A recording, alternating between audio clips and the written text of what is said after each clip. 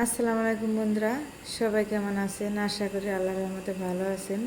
বন্ধুরা, আজকে খুবই সাধারণ লোভনীয় একটা খাবার, একদম দেশি চাল কুমড়া রান্না করব। একদম কচি বন্ধুরা, সুন্দর করে দেখেন কি সুন্দর কচি, একদম টাটকা তরতাজা গাছের বন্ধুরা। এখন আমি সুন্দর করে এটাকে কেটে নিব বন্ধুরা। এই কুমড়াটা একদম মানে লাউয়ের মতো, একদম মুখে দিলে গলে যায়, এত সফট হয়, এত মজা খেতে। মাছ দিয়ে রান্না করলে বেশিরভাগ সবচেয়ে কচি কুমড়া, এটা মাছ দিয়ে রান্না করলে সবচেয়ে টেস্ট বেশি। আমি কুমড়াটা সুন্দর করে ভালো করে কেটে নিব বন্ধুরা। কেটে নিয়ে সুন্দর করে ভালো করে আমি বন্ধুরা, কাটাটা হয়ে গেছে। এখন আমি সুন্দর করে পানি দিয়ে চকচক করে ধুয়ে নিব। দেখেন কি সুন্দর লাগতেছে বন্ধুরা। এই কুমড়াটা মাছ দিয়ে, চিংড়ি মাছ দিয়ে, যে কোনো মানে মাছ দিয়ে রান্না করলে খেতে খুব ভালো লাগে বন্ধুরা। এখন আমি রান্না করা প্যানের জন্য দিয়ে দেবো, প্যানের মধ্যে তেলটা দিয়ে পেঁয়াজ কুচি দিয়ে, তারপরে বন্ধুরা আমি হালকা একটু নেড়ে চেড়ে দিব। যে পর্যন্ত পেঁয়াজের কালারটা চেঞ্জ না হয় পর্যন্ত নেড়ে চেড়ে দিব।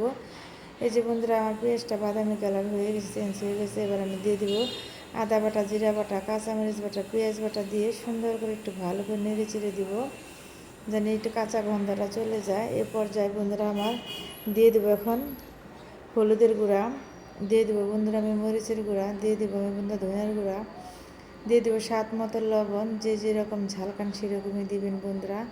দিয়ে সুন্দর করে ভালো করে কষিয়ে নিব বন্ধুরা। মশলার কষানোর উপর রান্নার টেস্ট।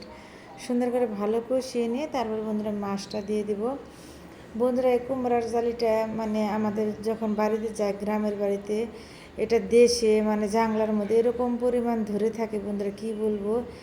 এই জালি কুমড়াটা দেখি আগে মাছ আছে দেখছি সুন্দর করে নিরামিষ রান্না করে খেত, চিংড়ি মাছ দিয়ে যে কোনো সবজিতে রান্না করতো, খেতে এত ভালো লাগতো যে সেই স্বাদ এখন তুরি মুখে লেগে আছে। কিন্তু সেই রকম স্বাদ এখন আর ওরকম লাগে না, কিন্তু তারপরেও মানে চাল কুমড়াটা যদি কচি হয় সেটা খেতে অনেক ভালো লাগে, কিন্তু বিচি হয়ে গেলে সেটা আর ভালো লাগে না। এখন আমি সেই চাল কুমড়া দিয়ে সুন্দর করে ভালো করে একটু কষিয়ে নেব। কুমড়া হচ্ছে কষানির উপর টেস্ট। সুন্দর করে ভালো করে কষিয়ে নেবেন, দেখবেন একদম নরম হয়ে যাবে। মানে বাচ্চা ছোটো বড় সবাই মানে এই তরকারিটা খেতে ভাত পছন্দ করবে। একদম সুস্বাদু একটা রান্না বন্ধুরা, সিম্পল রান্না কিন্তু খুবই মজাদার। গ্রামের অঞ্চলে মানুষের এভাবে রান্না করে খায়, মানে এত মজা লাগে বন্ধুরা, কি বলবো। কুমড়োটা আমি সুন্দর করে ভালো করে কষিয়ে নিব, ঝোল দিব না আগে। এই যে কষানি হয়ে গেছে, এখন আমি ঝোল দিয়ে দিব। ঝোল দিয়ে সুন্দর করে ভালো করে এটাকে নেড়ে চেড়ে দিব, জানি মশলাটা কুমড়োর গায়ে ঢুকে। দিয়ে আমি এ পর্যায়ে বন্ধুরা ঢাকনাতে ঢেকে রেখে 10 মিনিটের জন্য, জানি কুমড়োটা বলক যখন হয়ে যাবে তখন আবার ভালো করে নেড়ে চেড়ে দিব। সুন্দর করে নেড়ে চেড়ে দিয়ে আবার আমি ঢাকনাতে ঢেকে রেখে দিব 10 মিনিটের জন্য বন্ধুরা।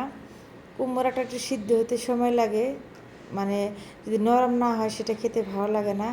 যখন সফট হয়ে নরম হয়ে যাবে সেটা খেতে বেশি ভালো লাগে। আমার যে কুমড়োটা সিদ্ধ হয়ে গেছে, এখন মাছটা দিয়ে দেবো বন্ধুরা। বলতে পারেন এত কম মাছ কেন, মানুষের 2-3 জন মাছকে এত খাবে। সবজিটাই খেতে ভালো লাগে মাছের চাইতে, সবজির স্বাদ আলাদা মানে মাছের চাইতে। মাছ দিয়ে রান্না করলে সেই সবজি বেশি টেস্ট হয়। দেখেন বন্ধুরা আমার রান্নাটা কত সুন্দর হয়েছে। এভাবে বাসায় রান্না করে খেয়ে দেখবেন, সবাই একদম তৃপ্তি করে ভাত খাবে। আমার রেসিপিটা যদি আপনাদের কাছে ভালো লাগে, লাইক কমেন্ট করে সাবস্ক্রাইব করে পাশে থাকবেন। আল্লাহ হাফিজ।